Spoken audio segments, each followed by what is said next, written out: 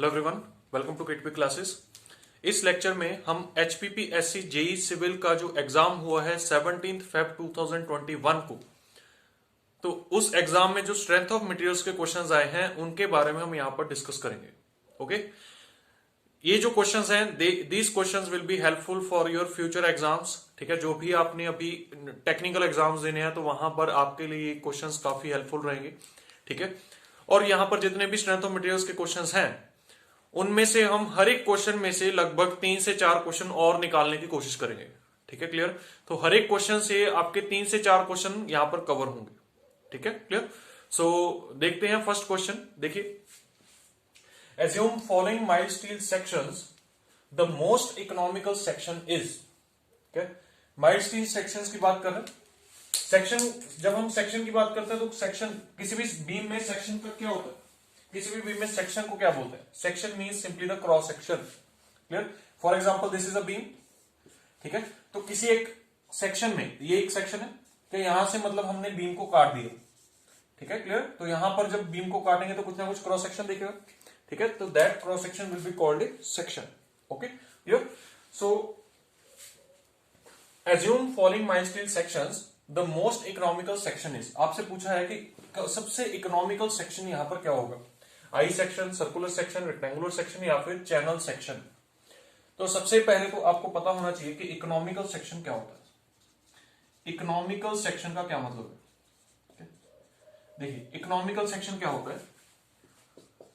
For a given strength of beam, किसी beam की given strength के लिए, ठीक है, the beam having minimum area of cross section is most economical beam,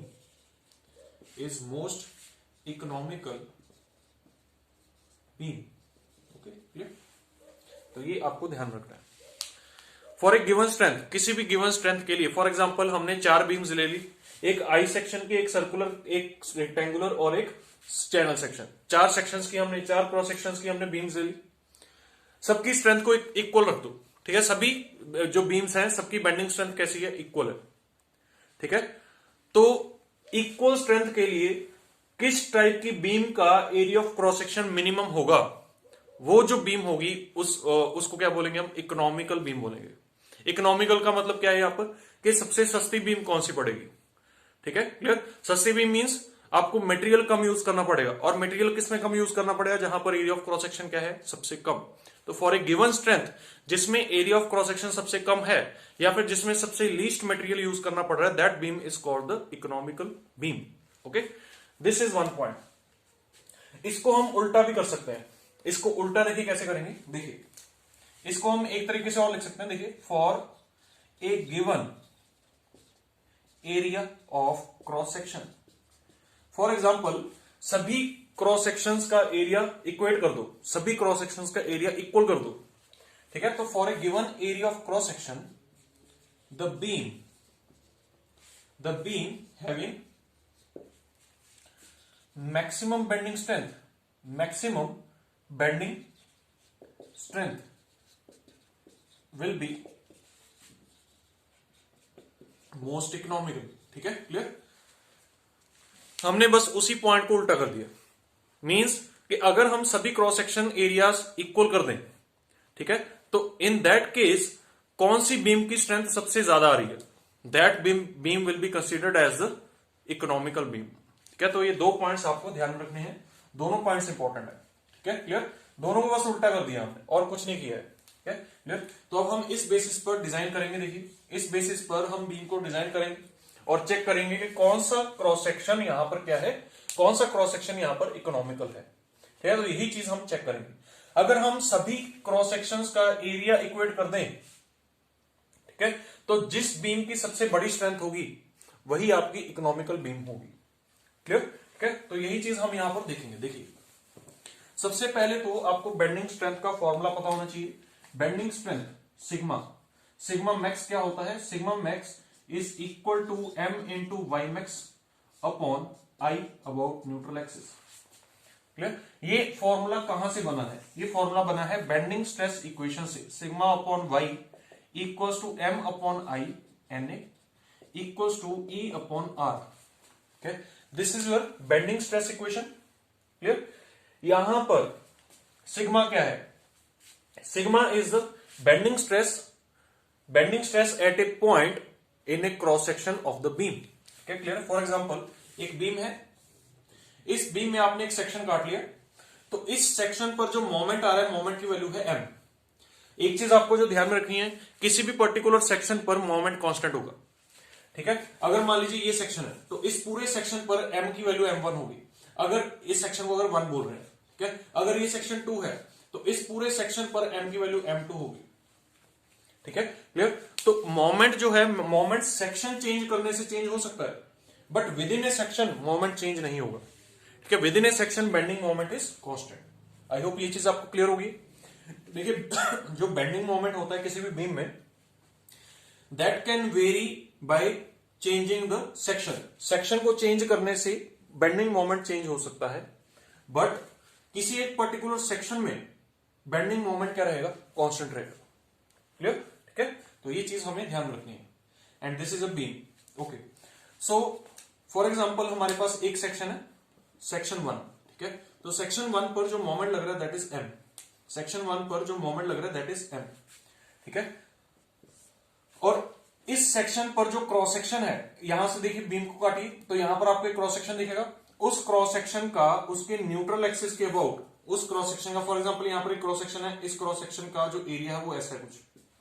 ठीक है, तो इसका जो न्यूट्रल एक्सिस है, ये इसका न्यूट्रल एक्सिस है, तो न्यूट्रल एक्सिस के about area moment of inertia will be equal to I N. ठीक है, area moment of inertia, area moment of inertia का जो यहां पर यूनिट होता है वो क्या होता है? मीटर की पावर 4। ऐसा यूनिट जो होता है वो कितना होता है? मीटर की पावर 4।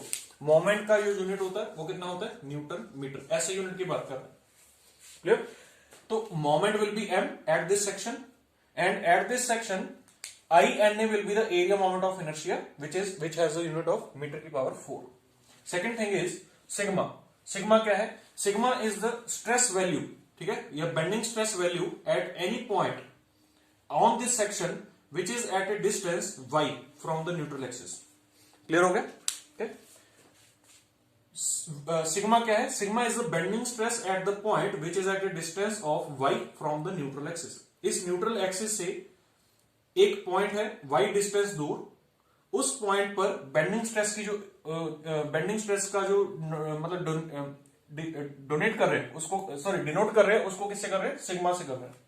क्लियर हो गया? ठीक है, तो sigma is the bending stress. Next thing is E. E is the Young's modulus of elasticity of this beam. Okay? Beam is linearly elastic. ये चीज आपको ध्यान रखनी है। It is the assumption in this equation. Beam is linearly elastic, ये beam is isotropic, beam is prismatic. ठीक है, तो ये सभी क्या है? यहां पर सभी क्या है? यहां पर एजम्पशंस है। जब हम लीनियरली इलास्टिक की बात करते हैं तो it means it follows the Hooke's law. Hooke's law को फॉलो करता है, तो मींस लोडिंग जो है, it is loading is with in the elastic limit of the beam. ठीक है, बीम की जो इलास्टिक लिमिट है उसी के विद इन आपकी क्या हो रही है? लोडिंग हो रही है वहां पर। Clear? And R is the radius of curvature of the beam. R is the radius of curvature of the beam after bending. After bending जो उसका radius of curvature आएगा, बीम ने कर्व ले लेना है, तो उस कर्व में जो उसका radius of curvature होगा that is R. ठीक है, तो ये तो थी एक बात। यहां से अब आप सिग्मा निकालिए, सिग्मा क्या आएगा? M Y upon I N A. ठीक है, मैंने आपको ये सारी टर्म्स यहां पर समझा दी अच्छे से। तो M Y upon I N A, M क्या है यहां पर? Bending moment, Y is the distance of the point from the neutral axis, and INA is the area moment of inertia, ठीक है, which has the unit of meter की power 4. Okay, अब देखिए अगर आपको सिग्मा मैक्स निकालना है, sigma max, देखिए जब भी हम बीम को डिजाइन करेंगे तो पहले हम सिग्मा मैक्स निकालेंगे, और सिग्मा मैक्स को हम फिर किससे इक्वेट करेंगे? सिग्मा मैक्स को हम इक्वेट करेंगे, sigma max should be less than और equal to sigma yield upon factor of safety. ठीक है, sigma max should be less than और equal to sigma yield upon factor of safety for safe beam. ठीक है, safe design के लिए ये चीज होनी चाहिए। ठीक है, क्लियर? ओके, सो हम सिग्मा मैक्स निकालेंगे। सिग्मा मैक्स क्या होगा? M max Y max upon I N A.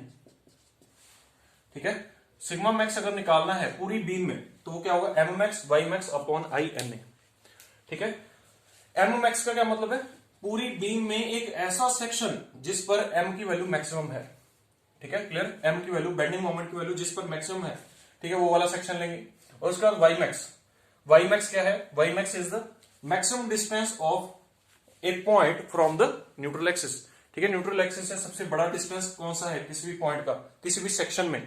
ठीक है, तो वो होगा उसका Y max. After that I N है, तो इसको हम इस तरीके से लिख सकते हैं।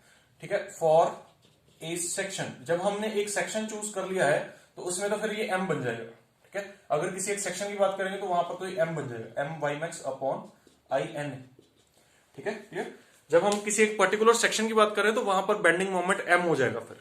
ठीक है, क्लियर, क्योंकि एक पर्टिकुलर सेक्शन में बेंडिंग मोमेंट क्या होता है, फिक्स होता है। ठीक है, बेंडिंग मोमेंट की जो वैल्यू होती है that is constant. Okay, clear. So यहां से हमारे पास जो इक्वेशन बन रही है वो इक्वेशन क्या बन रही है, sigma max is equal to M into Y max upon I about neutral axis. Clear, तो ये हमारे पास इक्वेशन है।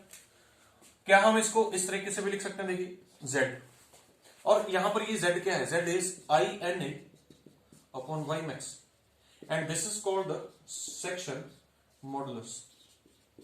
Clear, section modulus. अब देखिए क्या होगा, अगर z की वैल्यू बढ़ेगी, अगर z को बढ़ाएं तो सिग्मा मैक्स क्या होगा, सिग्मा मैक्स क्या होगा, कम होगा। z को बढ़ाने से सिग्मा मैक्स क्या होगा, कम होगा। और अगर सिग्मा मैक्स कम हो रहा है तो इट मींस डिजाइन क्या होगा, सेफ होगा। ठीक है, क्लियर, क्योंकि ये देखिए कंडीशन, जितना सिग्मा मैक्स कम होगा उतना आपका डिजाइन क्या है, सेफ है। क्लियर, ठीक है, because it should be less than और equal to the sigma Y upon factor of safety. So we can say that this.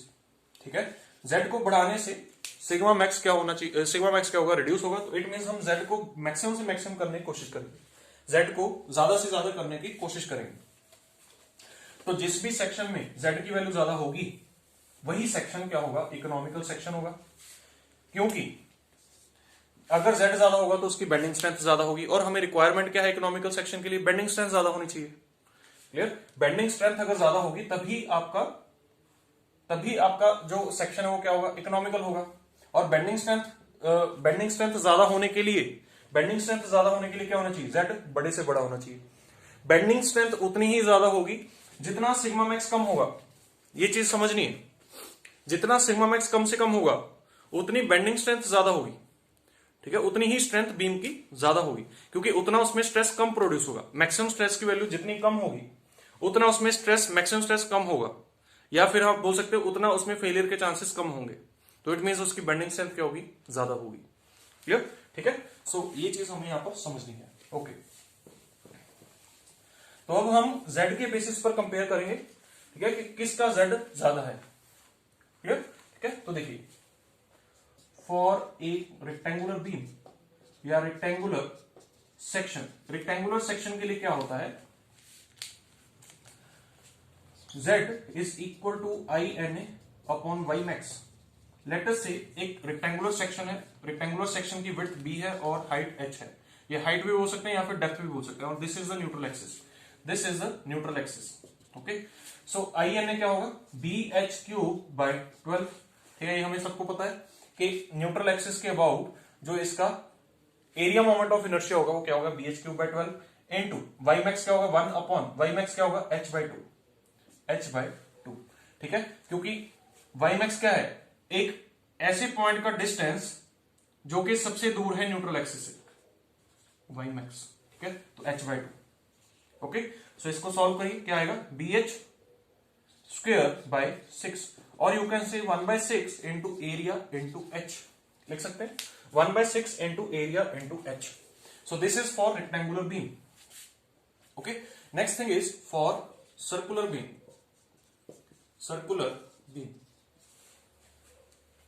Circular beam के लिए क्या होगा, z is equal to I N A upon Y max. Let us say circular beam है जिसका diameter कितना है, d। Clear, तो इसका आई एन ए कितना होगा, देखिए पाई d 4 बाई 64। ओके, और वाई मैक्स कितना है, d बाई 2, क्योंकि this is the neutral axis, ये आपका न्यूट्रल एक्सिस है। न्यूट्रल एक्सिस से सबसे फार मोस्ट जो आपकी फाइबर है वो कितना दूर है, d/2।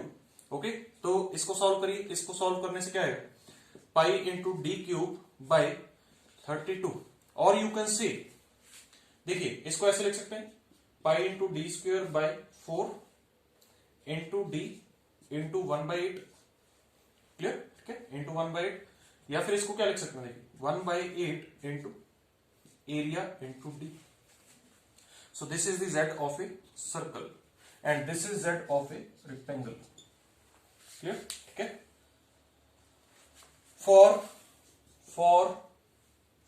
Area of rectangle equal to area of circle, अगर एरिया ऑफ रेक्टेंगल और एरिया ऑफ सर्कल को इक्वेट कर दे, ठीक है, तो देखिए हमारे पास क्या बनेगा, रेक्टेंगल का क्या है 1/6 into A into H. Okay, और एरिया ऑफ सर्कल क्या है यहां पर लिखेंगे area of rectangle B into H. Area of circle क्या है π/4 इंटू डी की पावर डी स्क्वेयर। क्या, तो यहां से आप बोल सकते हैं कि D square is equal to B H into 4/π। Clear, ठीक है। So for this condition, for area to be equal, हमने पहले डिस्कस किया है कि इकोनॉमिकल बीम में हम क्या एज्यूम करेंगे कि एरिया ऑफ सभी सेक्शंस क्या है, सेम है। ठीक है, जब एरिया को सबको सेम रखेंगे तब जिसकी सबसे ज्यादा बेंडिंग स्ट्रेंथ आएगी that will be economical beam. Okay, so D square is equal to 4bh upon pi. Clear, ठीक है। लेट अस से एक एजम्पशन और ले लेते हैं, ठीक है, एजम्पशन ले लेते हैं कि b is equal to h है। ठीक है, तो एक तरह से स्क्वायर बीम बन जाएगी। अगर ये स्क्वायर बीम बन जाएगी तो इसको हम कैसे लिख सकते हैं, D square is equal to 4 into H square by pi. ठीक है, ये हमने एक एजम्पशन ले ली थी, तो वहां से ये हमारे पास बन गया। क्लियर, ठीक है। तो अब हम इन दोनों को कंपेयर कर सकते हैं। देखिए z ऑफ रेक्टेंगल जो है उसमें क्या है 1/6 a इंटू एच, यहां पर क्या 1/8 a इंटू डी। अब यहां पर डिफरेंट क्या है, यहां पर 1/6 है, a और a दोनों कॉमन है क्योंकि एरिया को हमने इक्वेट कर दिया। डिफरेंट क्या है h और d, तो इसको हम h की फॉर्म में लिख देते हैं। इसको हम h की फॉर्म में लिखेंगे तो क्या बनेगा 1/8 इंटू a इंटू डी की जगह पे क्या लिखेंगे, d की जगह पे लिखेंगे 2/√π इंटू h लिख सकते हैं, क्योंकि यहां से d की वैल्यू क्या आएगी 2/√π इंटू h। क्लियर, ठीक है। तो इसको सॉल्व कर लीजिए, 1/4√π इंटू a इंटू h। तो इसको सॉल्व करने के बाद जो आपका z रेक्टेंगल आएगा that will be greater than z circle. तो यहां से हम क्या बोल सकते हैं, यहां से हम बोल सकते हैं कि rectangular beam is economical than circular beam. तो यहां से एक कंपैरिजन तो हमें पता चल गया कि rectangular beam is more economical than circular beam. क्यों, क्योंकि रेक्टेंगुलर बीम का सेक्शन मॉडुलस जो है वो ज्यादा है as compare to circular beam. Circular beam से उसका सेक्शन मॉडुलस ज्यादा है, और अगर सेक्शन मॉडुलस ज्यादा होगा तो बेंडिंग स्ट्रेंथ क्या होगी उसकी, ज्यादा होगी। क्लियर, तो ये हमारे पास एक पॉइंट यहां पर आ गया है। इसको सॉल्व करके देख सकते हैं आप। ठीक है, इसको सॉल्व करके देखेंगे। देखिए यहां पर क्या है 1/4 इंटू √π। √π जो आएगा अराउंड जो भी आएगा, तो ये वैल्यू जो आएगी, ये वैल्यू आएगी 6 से बड़ी। 4√π जो आएगा वो 6 से बड़ा आएगा, और अगर वो 6 से बड़ा आ रहा है तो इट मींस ये क्या वैल्यू हो जाएगी 1/6 से बड़ी वैल्यू क्या होगी, फिर ये वैल्यू क्या हो जाएगी ओवरऑल, ये वैल्यू इस वैल्यू से क्या हो जाएगी, इस वैल्यू से क्या हो जाएगी, ये वैल्यू कम हो जाएगी। ठीक है, एक जगह पे है 1/6 और एक जगह पे है 1/6.2 ऐसा है कुछ, तो इनमें से कौन सा बड़ा है, ये बड़ा है। ठीक है, तो this value will be greater than this value. Okay, so I hope ये चीज आपको क्लियर होगी। नेक्स्ट थिंग इज, ये तो था सर्कल और रेक्टेंगल का कंपैरिजन। ठीक है, अब इसी में अब मैं यहां पर इनको एक बार लिख देता हूं। यहां पे देखिए z of circle is equal to कितना है 1/4√π इंटू a इंटू h, और z ऑफ रेक्टेंगल क्या है 1/6 इंटू a इंटू h। अब हमें देखना है आई सेक्शन। ठीक है, I section, for I section देखिए मैं यहां पर आपको डायरेक्ट बता रहा हूं, अगर हम स्टैंडर्ड आई सेक्शन लेते हैं, स्टैंडर्ड आई सेक्शन के लिए Z जो होता है, Z of I section is equal to 0.3 of A into h. एक कंडीशन यहां पर आपको क्या ध्यान रखनी है, आई सेक्शन का भी एरिया ऑफ क्रॉस सेक्शन क्या होना चाहिए, उतना ही होना चाहिए जितना रेक्टेंगल और सर्कुलर का है। समझ आ गया? एरिया ऑफ क्रॉस सेक्शन सबका सेम रखना है। तो अगर area of cross section same रखेंगे तो ये क्या बनना है, 0.3 into A into H, and this value is greater then this value. देख सकते हैं आप 1/6 कितना आता है, ये आएगा अराउंड 0.1667 ए इंटू एच, और ये वैल्यू क्या है 0.3 इंटू ए इंटू एच। तो it mean this value is greater then this value. तो हम क्या बोल सकते हैं, Z I section is greater then Z rectangular greater than Z circular. देखिए आपका कितना अच्छा ऑब्जेक्टिव क्वेश्चन यहां पर बन गया। अभी तो आपको यही चीज पूछी गई है, यहां पर पूछा गया था मोस्ट इकोनॉमिकल सेक्शन। अब अगर आपसे पूछा जाए कि उनको अरेंज करिए in the increasing order of the economical section, ठीक है, तो वो यहां पर आप ये चीज लिख सकते हो। अब चाहे यहां पर रेक्टेंगल हो चाहे स्क्वायर हो, बात मतलब यहां पर आप क्या कर सकते हो, रेक्टेंगल और स्क्वायर के साथ इनका कंपैरिजन कर सकते हो। क्लियर? ठीक है, रेक्टेंगल के साथ भी आप कर सकते हो। यहां पर अगर बी और एच को हम इक्वेट ना करें, अगर बी और एच को इक्वेट ना करें तब भी आप उसको कर सकते हो सॉल्व। तब आप उसमें सिंपली डी की जो वैल्यू है उसको बी और एच की फॉर्म में लिखिए, इस तरीके से लिखिए। इस इक्वेशन को ध्यान रखिए, इस इक्वेशन में डी को बी और एच की फॉर्म में लिख दीजिए, उसके साथ इक्वेट कर दीजिए, ठीक है, तो वो भी वैसे बन जाएगा। क्लियर? तो ये चीज हमें यहां पर ध्यान रखनी है। ओके, और नेक्स्ट थिंग, अगर हम चैनल सेक्शन की बात करें तो चैनल सेक्शन जो होता है, चैनल सेक्शन इज मतलब आई सेक्शन का हाफ। देखिए आई सेक्शन आपका ऐसा होता है, ये है आपका I section, this is an I section. तो चैनल सेक्शन कैसा होगा, चैनल सेक्शन में इसका देखिए इस एक्सिस के वो सिमेट्रिक है, तो ऐसा करते ये वाला पोर्शन इसमें से हटा देते, this portion is called the channel section. इसको हम क्या बोलते हैं, चैनल सेक्शन बोलते हैं। Okay, clear? सो इस सेक्शन में अगर हम Z की बात करें तो Z की अगर बात करेंगे तो देखिए आई सेक्शन में एरिया जो है वो इसमें क्या हो गया, हाफ हो गया। जो एरिया आई सेक्शन में A था वो इसमें क्या हो गया, A/2 हो गया। तो इट मीन यहां पर हम Z ऑफ चैनल सेक्शन क्या लिख सकते हैं, Z ऑफ चैनल सेक्शन क्या लिख सकते हैं, 0.3 into A/2 of H। Clear? ठीक है, तो it means this will become 0.15 of A into H। तो it means channel section is also not economical. ठीक है, channel section is also not economical.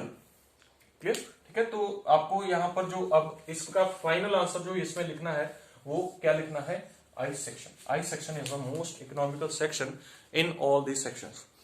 तो यहां पर मैंने पूरा एक्सप्लेन कर दिया है कि इसका आंसर ये क्यों आया। क्लियर? और इस सॉल्यूशन में आपकी और भी काफी सारी चीजें यहां पर कवर हो चुकी हैं। ठीक है, क्लियर? ओके, सेक्शन मॉडुलस का जो यूनिट होता है that is metre cube.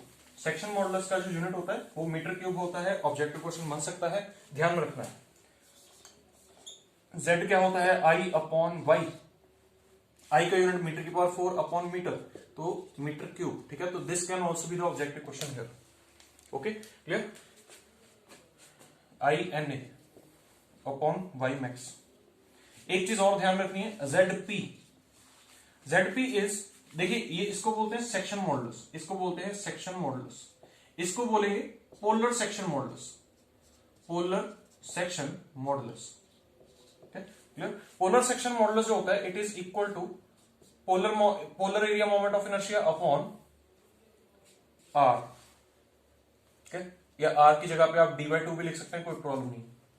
D/2 लिख लीजिए चाहे R लिख लीजिए, बात सेम है। ठीक है, ये हम किसके लिए बात करते हैं, सर्कुलर सेक्शन के लिए बात करते हैं। जब सर्कुलर सेक्शन है जिसका डायमीटर D है, रेडियस R है, ठीक है, तो उस केस में polar area moment of inertia upon radius is equal to polar section modulus, और इसका भी यूनिट क्या रहता है, मीटर क्यूब ही रहता है। And IP is equal to πd4/32 होता है, और INA क्या होता है सर्कुलर सेक्शन के लिए, πd4/64 होता है। ये भी ऑब्जेक्टिव क्वेश्चन बन सकते हैं, ध्यान में रखना है। ठीक है। न्यूट्रल एक्सिस कौन सा है सर्कल का? सर्कल का न्यूट्रल एक्सिस ये है, और सर्कल का पोलर एक्सिस कौन सा है? सर्कल का पोलर एक्सिस ये है। इसको पीछे की तरफ ले जाइए, ठीक है, तो that will be the polar axis. तो ये भी आपको ध्यान रखना है। Okay okay, next question is for a rectangular beam loaded transversely the maximum compressive stress develops on. Very easy question. Rectangular beam है, एक रेक्टेंगुलर बीम है, ठीक है, दिस इज अ बीम। इसको अगर कहीं से भी काटे तो वहां पर आपको इसका सेक्शन कैसा दिखेगा? ये, ठीक है, तो इस तरीके से, ठीक है, तो यहां पर आपको सेक्शन कैसा दिखेगा? रेक्टेंगुलर। तो वही रेक्टेंगल की यहां पर बात की गई है, ठीक है। तो रेक्टेंगुलर बीम के लिए जिसको ट्रांसवर्सली लोड किया गया है, देखिए ट्रांसवर्सली लोड का क्या मतलब है, ट्रांसवर्स लोडिंग का क्या मतलब है। देखिए पूरे सॉम में आपके पास 3 तरह के मेंबर्स जनरली रहते हैं, ठीक है, जो मतलब बेसिक मेंबर्स हैं। वो कौन कौन से? एक तो है बार ऐसा होता है, ये बार है, ठीक है। ये एक होता है बीम होता है ये, और एक होता है शाफ्ट होता है ये, ठीक है, क्लियर। देखिए ये 3 मेंबर्स हैं जनरली आपके पास। किसी भी मेंबर को बार कब बोलेंगे? जब उस पर लॉन्गिट्यूडनल लोडिंग लग रही है, लॉन्गिट्यूडनल लोडिंग को हम एक्सियल लोड भी बोल सकते हैं, ठीक है। तो कोई भी मेंबर को हम बार बोलेंगे जब उस पर एक्सियल लोड लग रहा है या फिर लॉन्गिट्यूडनल लोड लग रहा है। एक्सियल लोड मतलब टेंसाइल लोड और कंप्रेसिव लोड, ठीक है, clear. This will be considered as bar if it will be loaded longitudinally. इस तरीके से अगर इस पे लोडिंग करेंगे तो इसको क्या बोलेंगे हम? बार। बीम क्या होगा? बीम पर लोडिंग हमेशा ट्रांसवर्स आती है, ठीक है। देखिए यहां पर ट्रांसवर्स लिखा है। किसी भी बीम पर जब भी किसी मेंबर पर ट्रांसवर्स लोडिंग आती है, ट्रांसवर्स लोडिंग बोल सकते हैं या फिर शियर लोड बोल सकते हैं। शियर लोड, ये लोड जो है, इस लोड की डायरेक्शन जो है, it is parallel to the cross section के पैरेलल है, ठीक है। और जहां पर भी पैरेलल लोड आता है सरफेस के, तो उसको क्या बोलते हैं? शियर लोड, ठीक है। तो इट मींस जिस भी मेंबर पर शियर लोडिंग आ रही है, देखिए यहां पर अगर यहां से मैं सेक्शन काटूं तो ये सेक्शन ऐसा है, इस सेक्शन के पैरेलल है ये लोड, देखिए, ठीक है। तो जब भी लोडिंग क्रॉस सेक्शन के पैरेलल है तो that loading will be called as the transverse loading, और you can say shear loading, ठीक है। And that member will be called as a beam. Okay. Shaft क्या होता है? शाफ्ट में हमेशा टॉर्जन आती है, ठीक है। जिस भी मेंबर में टॉर्जन आ रही है, जिसको भी ट्विस्ट कर रहे हैं उसको हम क्या बोलेंगे? शाफ्ट बोलेंगे। तो ये 3 मेंबर्स आपने ध्यान रखने हैं, ठीक है। यही 3 बेसिक मेंबर्स हैं किसी भी मतलब स्ट्रेंथ ऑफ मटेरियल्स में पूरे, ठीक है। स्ट्रेंथ ऑफ मटेरियल्स में यही 3 बेसिक मेंबर्स हैं, ठीक है, क्लियर। उसके बाद इनके कॉम्बिनेशंस भी आ जाते हैं, ठीक है। कॉम्बिनेशंस कैसे आ सकते हैं? जैसे फॉर एग्जांपल एक्सियल लोड और बेंडिंग लोड दोनों आगे साथ में, ठीक है, क्लियर। बीम में हमेशा क्या आता है? बेंडिंग आती है। शाफ्ट में हमेशा क्या आती है? ट्विस्टिंग आती है। और बार में हमेशा क्या आती है? इलोंगेशन होती है या फिर कंप्रेशन होती है, ठीक है। Okay.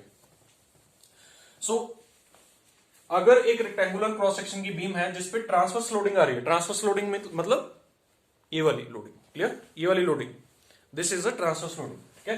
Then in that case maximum stress compressive stress develops on. अभी हमने एक यहां पर फॉर्मूला पढ़ा था, वो क्या था? बेंडिंग स्ट्रेस इक्वेशन का। सिग्मा मैक्स कहां पर आएगा?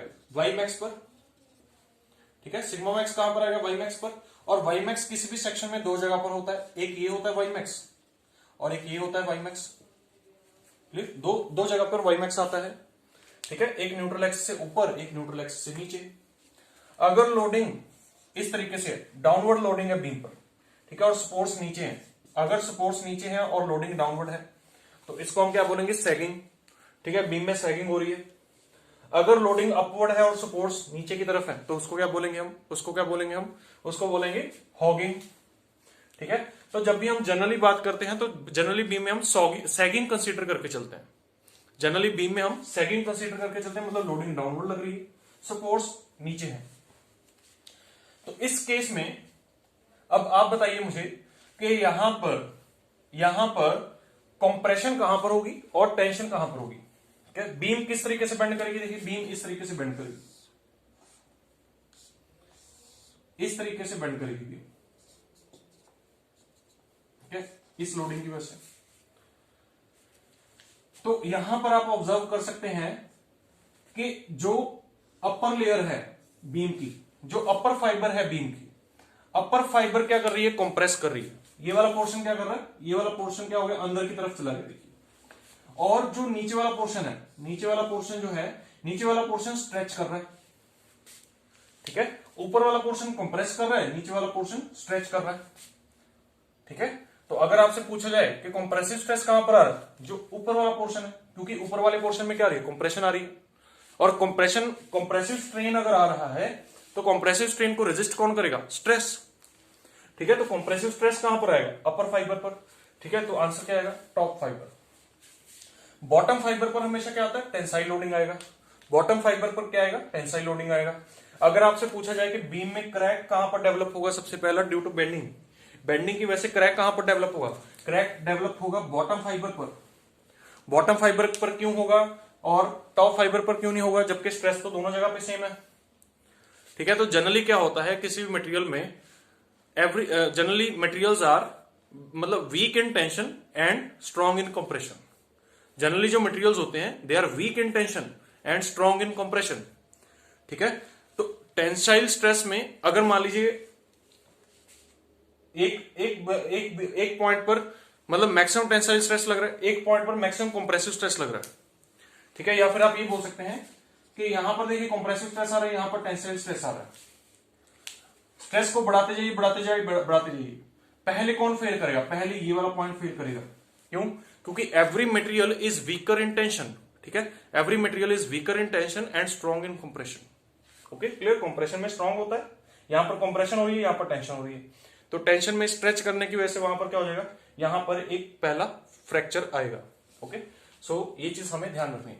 न्यूट्रल एक्सिस पर जो बेंडिंग स्ट्रेस आता है वो 0 आता है, ये हमें ध्यान में रखना है। टॉप फाइबर पर क्या होता है, compressive stress maximum, bottom fibre पर टेंसाइल स्ट्रेस मैक्सिमम, और न्यूट्रल एक्सिस पर बेंडिंग स्ट्रेस 0, न्यूट्रल एक्सिस पर बेंडिंग स्ट्रेस 0। तो ये तीन चीजें आपको यहां पर ध्यान रखनी है, ठीक है। देखिए एक और इंपॉर्टेंट पॉइंट बताता हूं यहां पे। सबसे पहले बात करते हैं बेंडिंग स्ट्रेस की। बेंडिंग स्ट्रेस इज, या ऐसा बोल लीजिए, एट टॉप फाइबर, ठीक है, सिग्मा टेंसाइल, ठीक है, sigma tensile is maximum, clear. Eight bottom fibre, sorry यहां पर मैंने कंप्रेशन लिखना था, सॉरी कंप्रेशन, ठीक है, कंप्रेसिव। एट बॉटम फाइबर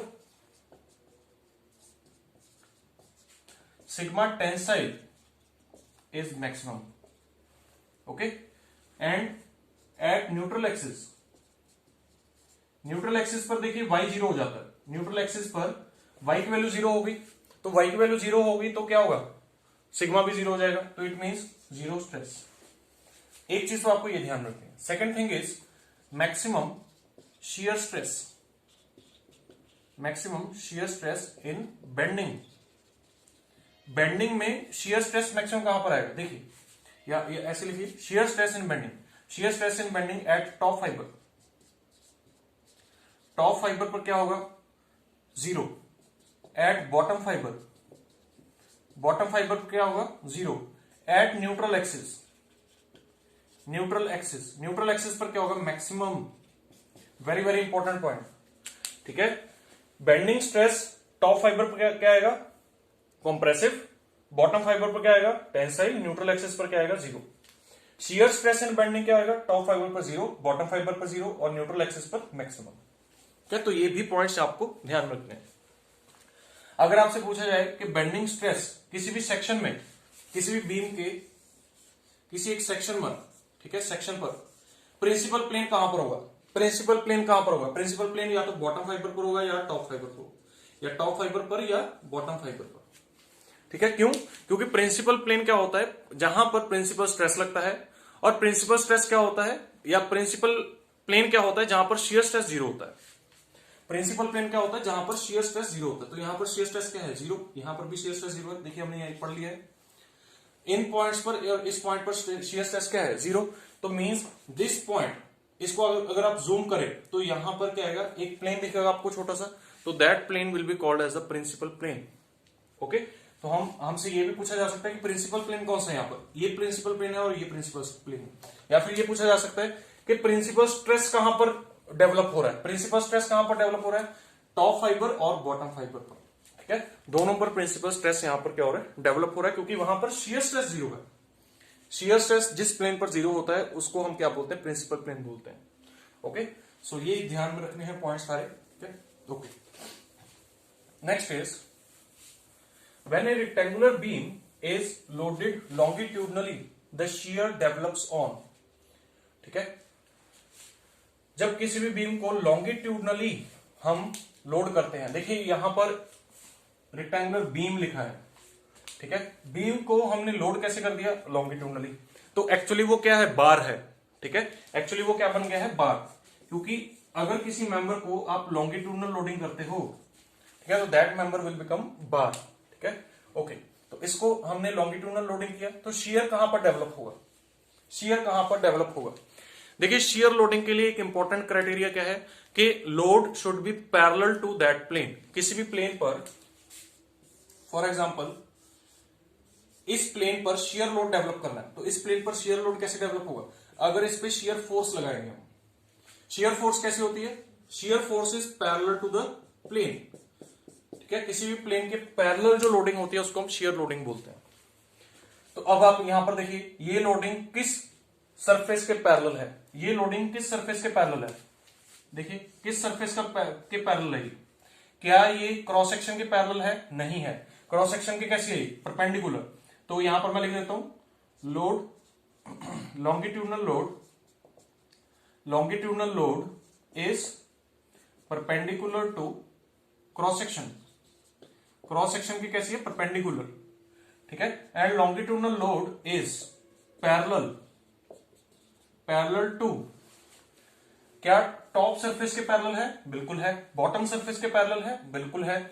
और अगर मान लीजिए यहां पर बीम को मैं किसी भी जगह से काटूं, इस तरीके से काट दें बीम को, इस सेक्शन पर पैरेलल है, बिल्कुल है। तो मतलब बीम में जितने भी लेयर्स हैं, जितने भी हॉरिजॉन्टल लेयर्स हैं बीम पर, सबके लिए ये लोड क्या है, पैरेलल है। तो अगर सबके लिए ये लोड पैरेलल है तो इट मींस सभी लेयर्स पर कौन सा लोडिंग आएगा, शियर लोडिंग आएगा। तो इट मींस यहां पर कौन सा ऑप्शन करेक्ट होगा, every vertical plane, every horizontal plane, top fibre only, bottom fibre only, every horizontal plane. जितने भी हॉरिजॉन्टल प्लेन है सबके लिए लोडिंग ये कैसी है, शियर लोडिंग है। तो it means this will be the correct answer. अगर आपसे पूछा जाए कि क्रॉस सेक्शन पर कौन सा लोड डेवलप होगा, फिर क्रॉस सेक्शन पर जो लोड डेवलप होगा वो कौन सा होगा, नॉर्मल लोड। ठीक है, नॉर्मल लोड डेवलप होगा। नॉर्मल का मतलब क्या है, परपेंडिकुलर। देखिए नॉर्मल का मतलब क्या है, परपेंडिकुलर। ठीक है, नॉर्मल लोडिंग में ही आगे दो कैटेगरीज होती है, one is tensile and other is compressive. ठीक है, तो अगर मतलब स्ट्रेचिंग लोड है तो उसको टेंसाइल बोलेंगे, अगर कंप्रेसिंग लोड है तो उसको कंप्रेसिव लोड बोलेंगे। क्लियर। तो एक चीज आपको यहां पर ध्यान में रखनी है क्या, कि क्रॉस सेक्शन जो है, क्रॉस सेक्शन पर कैसा लोड आएगा, नॉर्मल लोड, और जितने भी हॉरिजॉन्टल लेयर्स हैं उन पर कौन सा आएगा, shear load. Okay, next question देखिए, the ratio of Young's modulus of high tensile steel to that of mild steel. देखिए एक चीज ध्यान रखिए, this is the stress strain diagram for mild steel. Mild steel के लिए ये आपका क्या है, माइल्ड स्टील के लिए ये स्ट्रेस स्ट्रेन डायग्राम है। ठीक है, क्लियर। माइल्ड स्टील क्या होता है, low carbon steel. Mild steel क्या होता है, लो कार्बन स्टील। आपसे पूछा जा सकता है कि माइल्ड स्टील जो है इसमें कितना परसेंट कार्बन होता है, माइल्ड स्टील में कितना परसेंट कार्बन होता है। ठीक है, तो ध्यान में रखना है 0.27% कार्बन होता है। ठीक है, 0.27% क्या होता है, इसमें कार्बन होता है माइल्ड स्टील में। ठीक है, क्लियर। 0.27% भी लिखा होता है कई बार यहाँ पर 0.15% भी लिखा होता है। ठीक है, 0.15 में मतलब और भी लो हो गया। ठीक है, दिस इज मतलब वेरी लो कार्बन स्टील। ठीक है, वेरी लो कार्बन स्टील। ठीक है, दिस इज माइल्ड स्टील, इसमें कार्बन परसेंटेज थोड़ा सा ज्यादा है। ये जो आपका सरिया होता है, सरिया इज माइल्ड स्टील। ठीक है, clear. And it has 0.2% carbon ठीक है, और इन रेंजेस में ही होता है ये, ठीक है। 0.2 भी लिखा होता है कई बार 0.15 भी लिखा होता है, तो ध्यान में रखना है, ठीक है। ठीक है, ये आपको ध्यान में रखना है कि माइल्ड स्टील में कितना % कार्बन होता है। ओके, नेक्स्ट थिंग इज, हमें पूछा गया है कि Young's modulus high tensile steel का और माइल्ड स्टील का उनका रेशो पूछा है, ठीक है। देखिए ये है आपका माइल्ड स्टील, जिसको हम लो कार्बन स्टील बोलते हैं। अगर हम यहां पर मीडियम कार्बन स्टील के लिए स्ट्रेस स्ट्रेन डायग्राम बनाए, तो मीडियम कार्बन स्टील के लिए ऐसा स्ट्रेस स्ट्रेन डायग्राम बनता है, मीडियम कार्बन स्टील। अगर हाई कार्बन स्टील के लिए बनाए तो ऐसा बनता है, ठीक है। और कार्बन परसेंटेज और बढ़ाए तो ऐसा बनेगा, ठीक है। तो मतलब जैसे जैसे कार्बन परसेंटेज बढ़ाएंगे, कार्बन परसेंटेज जैसे जैसे बढ़ेगी, ठीक है, वैसे वैसे क्या होगा, वैसे वैसे स्ट्रेस स्ट्रेन डायग्राम ऊपर की तरफ शिफ्ट होगा। पर आपने यहां पर एक चीज नोटिस की क्या, कि इस पॉइंट तक स्ट्रेस स्ट्रेन डायग्राम सबका सेम है। इस पॉइंट तक सबका स्ट्रेस स्ट्रेन डायग्राम क्या है, सेम, ठीक है। देखिए मैं इन पॉइंट्स को ऐसे नाम देता हूं हमेशा, ए बी, इसको बोलते हैं सी, इसको बोलते हैं सी डैश, इसको बोलेंगे डी, इसको बोलेंगे ई, इसको बोलेंगे एफ, ठीक है। ए पॉइंट जो है, A point is the proportional limit, A point is the proportional limit, ठीक है। और अगर आपसे क्वेश्चन पूछा जाए कि ए पॉइंट क्या है, वो क्या है, प्रोपोर्शनल लिमिट है। प्रोपोर्शनल लिमिट का क्या मतलब है कि stress is linearly proportional to, linear का मतलब क्या होता है, पावर 1, ठीक है। पावर क्या रखेंगे यहां पर 1, ठीक है। तो लीनियर प्रोपोर्शनल, ठीक है। Stress is linearly proportional to strain, stress is linearly proportional to strain up to proportional limit, ठीक है, प्रोपोर्शनल लिमिट तक, जिसको हम ए पॉइंट से डिनोट कर रहे हैं, ठीक है। तो प्रोपोर्शनल लिमिट तक stress is linearly proportional to strain. B point क्या होता है, बी पॉइंट होता है इलास्टिक लिमिट। बी पॉइंट को क्या बोलेंगे यहां पर, इलास्टिक लिमिट, इलास्टिक लिमिट, ठीक है। B point is your elastic limit, clear. देखिए यहां पर ये जो लीनियर वेरिएशन है, इसको हम क्या बोलते हैं, हुक्स लॉ। तो आपसे क्वेश्चन पूछा जा सकता है कि हुक्स लॉ कहां तक वैलिड होता है। हुक्स लॉ वैलिड होता है प्रोपोर्शनल लिमिट तक, और ज्यादातर स्टूडेंट्स क्या गलती करते हैं, इलास्टिक लिमिट लिख देते हैं, ठीक है। तो इलास्टिक लिमिट नहीं लिखना है, प्रोपोर्शनल लिमिट लिखना है, ठीक है। तो प्रोपोर्शनल लिमिट तक हुक्स लॉ क्या होता है, वैलिड होता है। इलास्टिक लिमिट क्या होता है, जहां तक इलास्टिसिटी मेंटेन होती है किसी भी मतलब ऑब्जेक्ट की या किसी भी मटेरियल की। इलास्टिसिटी मेंटेन का मतलब क्या है कि अपॉन लोडिंग, ठीक है, जब हमने किसी भी मटेरियल को लोड किया, उसमें कुछ ना कुछ स्ट्रेन आया, तो वो स्ट्रेन रिकवर कर जाएगा जब हम उसको अनलोड कर देंगे, ठीक है। A body will recover its original shape and size after unloading, ठीक है। Then that loading will be considered as under the elastic limit, ठीक है। That loading will be considered as below the elastic limit, clear, ठीक है। तो ये हमें ध्यान रखना है, okay.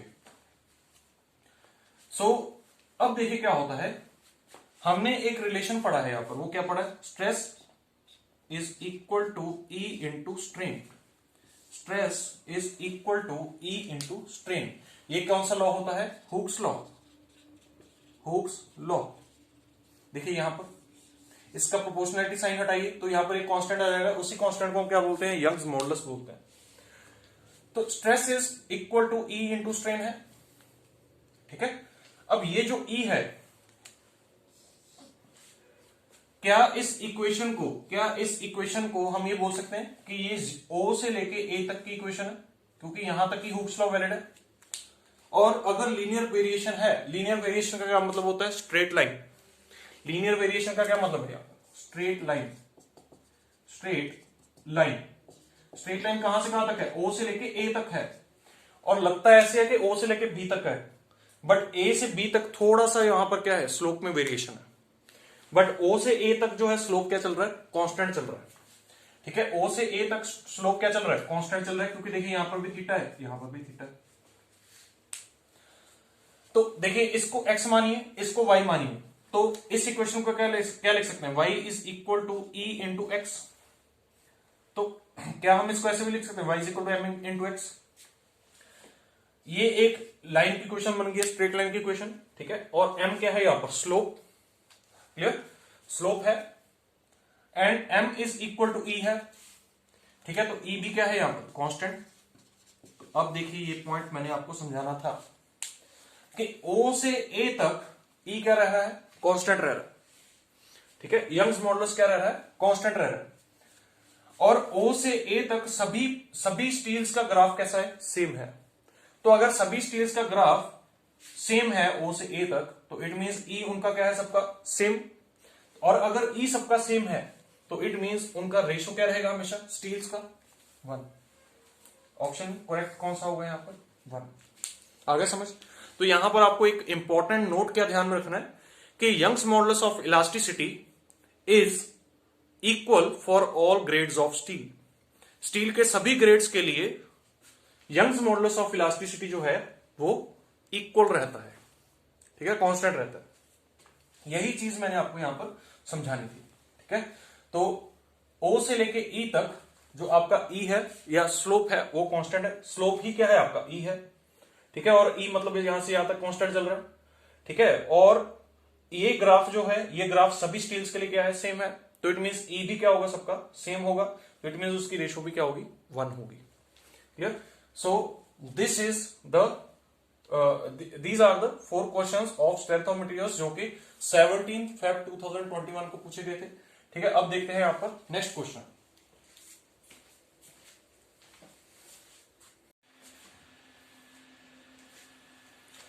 Okay, so next question is which of the following materials has highest Poisson's ratio? Poisson's ratio की वैल्यू सबसे हाईएस्ट किस मटेरियल के लिए है, ठीक है। तो देखिए यहां पर मैं सभी मटेरियल्स के लिए पॉइजन रेशियो की वैल्यू लिख रहा हूं। ब्रास के लिए जो पॉइजन रेशियो होता है दैट इज 0.34, कॉपर के लिए it is 0.33 to 0.36। Okay, this is the value of Poisson ratio for copper, and for steel it is 0.27 to 0.3। Okay, and for wrought iron it is 0.3, ठीक है, और इसको आप इस तरीके से लिख सकते हैं 0.278 टू 0.3। तो these are the values for all of these materials, ठीक है, पॉइजन रेशियो की वैल्यूज हैं ये। तो अब आप देख सकते हो कि इनमें से सबसे बड़ी वैल्यू कौन सी है, ठीक है, तो इनमें से सबसे बड़ी वैल्यू कौन सी, कॉपर के लिए, ठीक है। तो कॉपर के लिए पॉइजन रेशियो की वैल्यू क्या होती है, हाईएस्ट होती है। ओके, पॉइजन रेशियो क्या होता है, पॉइजन रेशियो क्या होता है, देखिए पॉइजन रेशियो को म्यू से रिप्रेजेंट करते हैं, and it is equal to negative of lateral strain upon longitudinal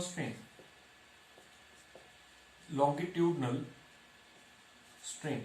okay, so this is the formula for Poisson ratio. Okay, ठीक है। देखिए लेटरल स्ट्रेन क्या होता है, लेटरल स्ट्रेन को आप ट्रांसवर्स स्ट्रेन भी बोल सकते हैं, ट्रांसवर्स स्ट्रेन। ओके, और लॉन्गिट्यूडनल को आप एक्सियल स्ट्रेन भी बोल सकते हैं, एक्सियल स्ट्रेन। जब हम शाफ्ट की बात कर रहे हैं तो शाफ्ट में हम इसको लिख सकते हैं डायमेट्रिक स्ट्रेन, शाफ्ट में इसको क्या लिख सकते हैं, डायमेट्रिक स्ट्रेन, ठीक है, डायमेट्रिक स्ट्रेन भी लिख सकते हैं लॉन्गिट्यूडनल स्ट्रेन को। क्लियर, क्या, तो ये ध्यान रखना है आपने। ओके, देखिए क्या होता है, for example we have a bar, ठीक है, हमारे पास एक बार है, इस पर कुछ ना कुछ लोडिंग आई। जब हम किसी भी मटेरियल को स्ट्रेच करते हैं तो उसकी लेंथ में क्या फर्क पड़ता है, लेंथ क्या करती है, इंक्रीज करती है। तो लेंथ इंक्रीज करने के साथ साथ उसका जो क्रॉस सेक्शन है, क्रॉस सेक्शन क्या हो जाता है, रिड्यूस हो जाता है। क्रॉस सेक्शन में भी कुछ ना कुछ वेरिएशन देखने को मिलेगा, ठीक है। लेंथ बढ़ेगी तो क्रॉस सेक्शन में रिडक्शन होगी, और लेंथ कम होगी तो क्रॉस सेक्शन क्या होगा, बढ़ेगा, ठीक है। तो इट मीन्स जो लेंथ में चेंज आया है उसको हम क्या बोलेंगे, लॉन्गिट्यूडनल स्ट्रेन, और जो उसके क्रॉस सेक्शन में चेंज आया है उसको क्या बोलेंगे हम, लेटरल स्ट्रेन। क्योंकि किसी भी बॉडी की दो साइड्स होती हैं, एक होती है लॉन्गिट्यूडनल साइड जो कि उसके एक्सिस के अलोंग है, और एक होती है उसकी लेटरल साइड, इसको बोलते हैं लेटरल साइड। तो लेटरल साइड में जो स्ट्रेन आया अपॉन जो लॉन्गिट्यूडनल साइड में स्ट्रेन आया, उसका जो रेशियो है और नेगेटिव के साथ, ठीक है, that ratio is called the Poisson ratio. Okay, यहां पर देखिए माइनस साइन क्यों लगाया है, माइनस साइन इसलिए लगाया है क्योंकि जब लेंथ बढ़ेगी तो डायमीटर कम होगा, ठीक है। तो अगर लॉन्गिट्यूडनल स्ट्रेन जो है वो पॉजिटिव होगा तो लेटरल स्ट्रेन कैसा होगा, नेगेटिव होगा।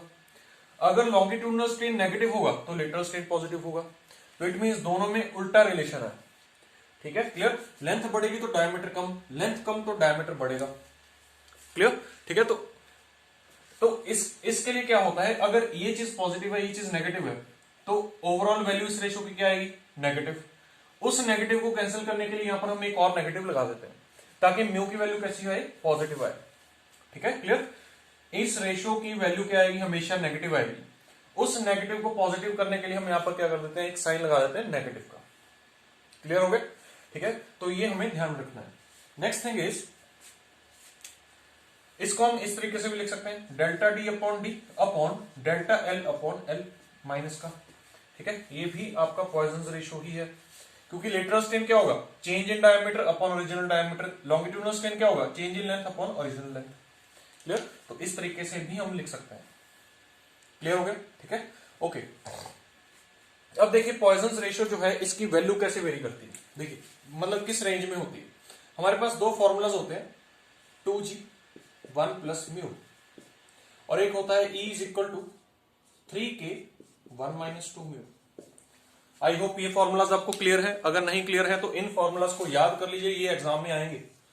ठीक है, ये एग्जाम में हमेशा पूछे जाते हैं दोनों फॉर्मूलाज। ठीक है, और यहां से आपने एक रिलेशन और डिराइव करना है। ठीक है, वो करना है E, K और G में। इसको रिलेशन को डिराइव करके आपने कमेंट्स में यहां पर डालना है। ठीक है, ये रिलेशन आपने बताना है।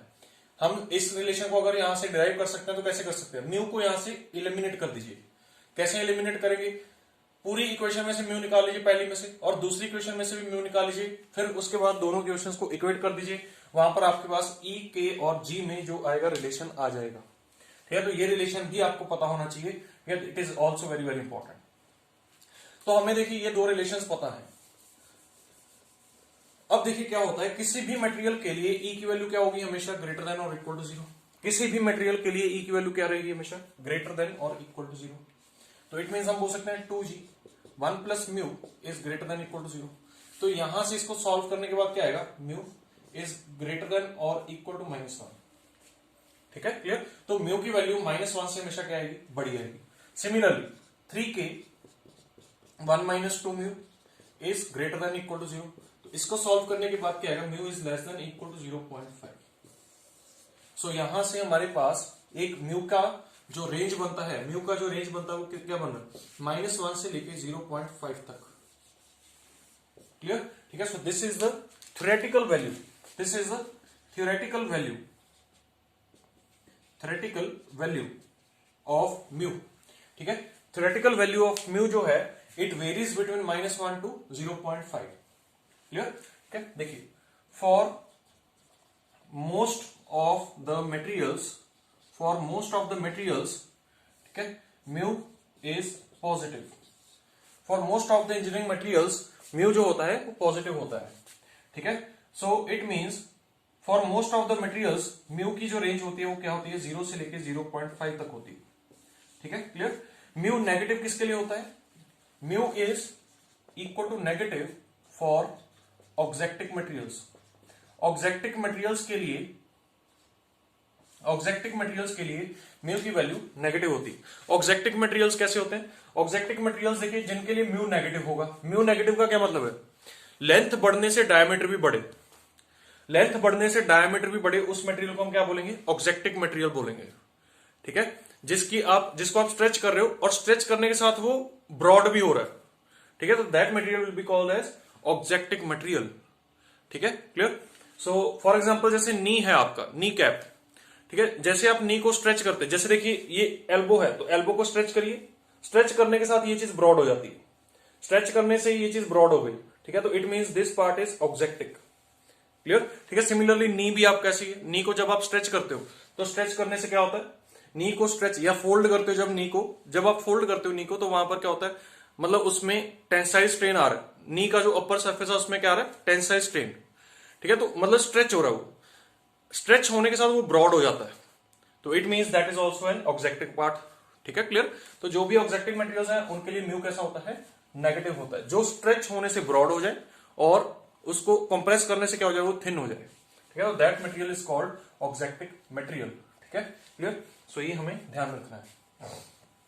ओके, सो म्यू की जो थ्योरेटिकल वैल्यू है that is between -1 and 0.5, and for most of the other materials, auxetic के अलावा जितने भी मटेरियल्स हैं उनकी जो म्यू की वैल्यू है वो क्या है 0 से लेके 0.5 तक है। ठीक है, अब देखिए यहां पर कुछ इंपॉर्टेंट म्यू की वैल्यूज। ठीक है, mu of plastic materials, plastic materials का म्यू जो होता है दैट इज 0.5। ठीक है, this is very important. Mu of cork, cork का जो म्यू होता है, पॉइजन रेशियो होता है वो क्या होता है 0। ठीक है, म्यू ऑफ रबड़, रबड़ का जो म्यू होता है इट इज 0.45 टू 0.5। ठीक है, दिस इज वेरी इंपॉर्टेंट, ध्यान में रखना है। ठीक है, रबड़ is almost A plastic material, रबड़ एक तरह का प्लास्टिक मटेरियल ही है और इसकी जो पॉइजन रेशियो 0.45 से लेकर 0.5 तक वेरी करती है।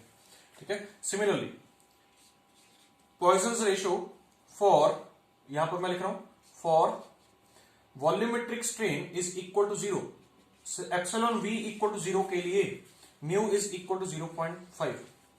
For epsilon v is equal to 0, epsilon v मतलब आप बोल सकते हैं वॉल्यूमेट्रिक स्ट्रेन, वॉल्यूमेट्रिक स्ट्रेन 0 होने के लिए म्यू क्या होगा 0.5 होगा। Clear? So this is also very very important point. ये क्वेश्चन बहुत बार पूछा जा चुका है, यूपीएससी ने भी पूछ लिया है, गेट में भी पूछा जा चुका है और भी बहुत सारे एग्जाम में पूछा जा चुका है कि वॉल्यूमेट्रिक स्ट्रेन 0 के लिए, वॉल्यूमेट्रिक स्ट्रेन 0 के लिए पॉइजन रेशियो क्या होती है 0.5 होती है। प्लास्टिक मटेरियल के लिए भी पॉइजन रेशियो क्या होती है 0.5 होती है। कॉर्क के लिए पॉइजन रेशियो क्या होती है 0। कॉर्क के लिए पॉइजन रेशियो 0 मतलब लेंथ पे चेंज होने से डायमीटर में कोई चेंज नहीं हो रहा है। ठीक है, that material is called cork. ठीक है, उसके लिए पॉइजन रेशियो क्या होगा 0, मतलब लॉन्गिट्यूडनल स्ट्रेन हो रहा है बट लेटरल स्ट्रेन नहीं हो रहा है, लेटरल स्ट्रेन 0 है, लेटरल स्ट्रेन 0 तो म्यू 0। ठीक है, क्लियर? तो कॉर्क में क्या होता है लेंथ को बढ़ाने से कम करने से उसके डायमीटर में इफेक्ट नहीं आता है, so that's why mu of cork is equal to 0. So these are some important points regarding the Poisson's ratio. एक होता है पॉइजन्स लॉ। पॉइजन्स लॉ क्या होता है? पॉइजन्स लॉ सिंपल है कि मतलब किसी भी चीज को जब हम स्ट्रेच करते हैं तो उसका डायमीटर बढ़ता है, किसी भी चीज को कंप्रेस करते हैं तो उसका डायमीटर कम होता है, that is called the Poisson's law. ठीक है, तो ये भी आपको ध्यान रखना है। ओके, सो यहां पर मैंने सभी पॉइजन रेशियो की वैल्यूज आपके सामने लिख दी हैं। ठीक है, तो इनको ध्यान में रखना है। ओके, E की वैल्यू फॉर ब्रास, E की value for brass is from 96 to 110। Copper के लिए 110 टू 1120। ठीक है, स्टील के लिए 190 टू 200। ओके, रॉट आयरन के लिए भी 190 टू 210। ठीक है, और ये किस में है? गीगा पास्कल में है। ठीक है, गीगा पास्कल में है। ठीक है, 1 giga pascal is equal to 1000 mega pascal. ठीक है, या फिर आप क्या लिख सकते हैं 1000 न्यूटन पर mm²। ठीक है, तो ये भी ध्यान में रखना है। ओके, तो यहां पर सभी वैल्यूज जो हैं ये किसमें लिखी है? मैंने गीगा पास्कल में लिखी है। ओके, तो अगर आपसे पूछा जाए टिम्बर, देखिए यहां पर क्वेश्चन क्या पूछा गया, Young's modulus of timber. Timber के लिए यंग्स मॉडुलस की वैल्यू क्या होती है? टिम्बर के लिए जो यंग्स मॉडुलस की वैल्यू होती है that varies from 10 to 14 giga pascal. 10 से लेके 14 तक 14 गीगा पास्कल तक टिम्बर की जो यंग्स मॉडुलस की वैल्यू है वो वेरी करती है। ठीक है, तो देखिए 10 टू 14 गीगा पास्कल, या फिर हम क्या लिख सकते हैं 10 टू 14 इंटू 10⁻³ मेगा पास्कल, या फिर हम इसको क्या लिख सकते हैं 10 टू 14 इंटू 10⁻³ न्यूटन पर mm², या फिर हम इसको क्या लिख सकते हैं 1 टू 1.4 इंटू 10⁻⁴ न्यूटन पर mm²। तो करेक्ट ऑप्शन कौन सा है यहाँ पर? B option. So B option is correct है। Okay, clear? तो टिम्बर के लिए आपको ये चीज ध्यान रखनी है। एक चीज और जो यहाँ पर इंपॉर्टेंट है वो है कंक्रीट के लिए। ठीक है, concrete is an important civil engineering material. ठीक है, सिविल इंजीनियरिंग के लिए कंक्रीट जो है इट इज इंपॉर्टेंट मटेरियल, तो वहां पर क्वेश्चन बन सकता है कंक्रीट से। तो कंक्रीट का ई वैल्यू और म्यू वैल्यू आपको ध्यान रखना है। म्यू वैल्यू जो होता है इट इज फ्रॉम 0.1 टू 0.2, और जनरली इसको 0.15 लिखते हैं।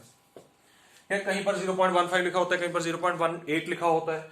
ठीक है, तो 0.1 से 0.2 आप रेंज ध्यान में रखिए, और अगर कोई भी स्पेसिफिक वैल्यू दी गई है तो जो 0.15 के पास वाली वैल्यू है उसको आपने करेक्ट करना है। ठीक है, अगर 0.15 दिया है तो 0.15 को ही करेक्ट करना है। That is the Poisson ratio for mu, sorry Poisson ratio for concrete.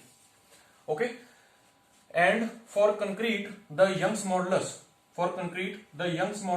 Is, Young's modulus की जो यहां पर वैल्यू होती है दैट इज